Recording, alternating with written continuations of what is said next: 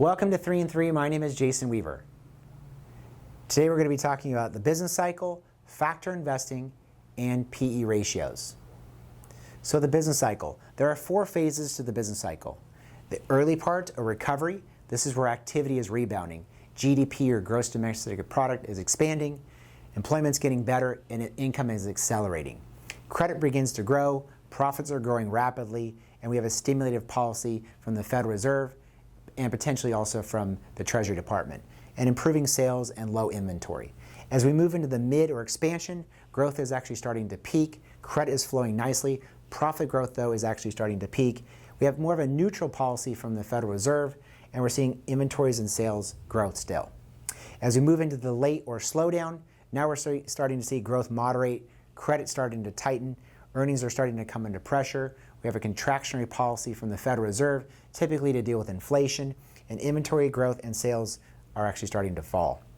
As we look at this recession, this is the contraction, where again we have falling activity, credit dries up, profits decline, policies now actually become more accommodative and easing in order to deal with this, and we have inventories and sales are falling. So where's the world at today?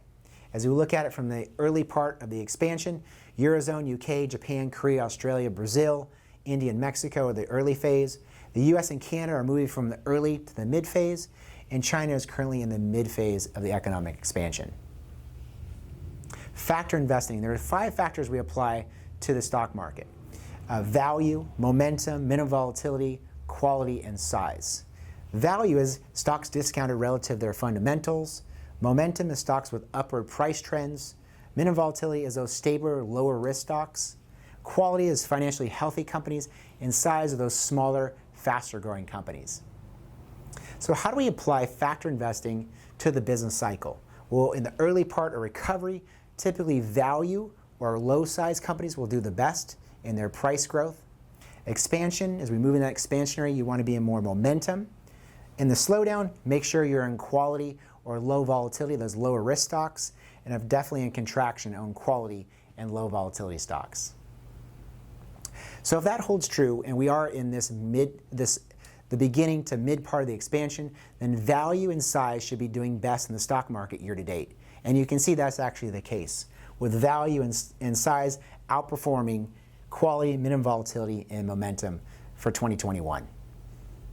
So PE ratios. This is a widely used ratio for valuing companies by comparing their price and their earnings.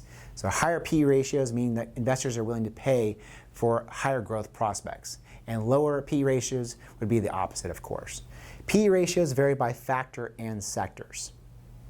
So if we're looking at the Shiller PE ratio, we're actually looking at the valuation based on an inflation-adjusted earnings over the last 10 years.